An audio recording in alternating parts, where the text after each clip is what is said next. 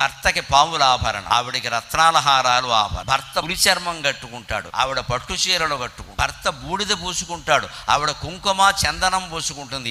ఇన్ని భేదాలున్నా ఆ భర్తని ఈనాటి వరకు విడిచిపెట్టలేదు. మన దేవతల నుంచి మనం నేర్చుకోవలసింది వాళ్ళ జీవితాల్లో వాళ్ళు ఎలా ఉన్నారో తెలుసుకుని మనం అలా ఉండే ప్రయత్నం చేయాలి. లక్ష్మీదేవి అయినా అంతే. మీరు గమనించండి, మహావిష్ణువు వరాహ రూపం ధరించాడు, లక్ష్మీ వరాహ స్వామి, ఆవిడే ఆయనకి భార్య. నరసింహ రూపం ధరించాడు, సగం మనిషి సగం సుఖం, అప్పుడు ఆవిడొచ్చి ఒళ్ళో కూర్చుంది. ఇవాళ చిన్న చిన్న విభేదాల కోసం దంపతులు విడిపోతున్నారే, ఐశ్వర్యం కారణంగా, అహంకారం కారణంగా. డిఫరెన్స్ ఆఫ్ ఒపీనియన్ అని మూతి ముక్కు తిప్పేస్తున్నారు. ఎక్కడ మరి వాళ్ళకి ఎంత డిఫరెన్స్ ఆఫ్ ఒపీనియన్ ఉందంటే అక్కడ ఆకారాలతో సంబంధం లేదు, అలవాట్లతో సంబంధం లేదు, అభిప్రాయాలతో సంబంధం లేదు, ఆశయాలతో సంబంధం లేదు. అయినా లక్ష్మీనారాయణులు పార్వతీ పరమేశ్వరులు కాపురం చేస్తున్నారు కదమ్మా. దాంపత్యం అంటే అంతే, కాపురం చేయాల్సిందే. ఎట్టి పరిస్థితుల్లో విడిపోయే సమస్య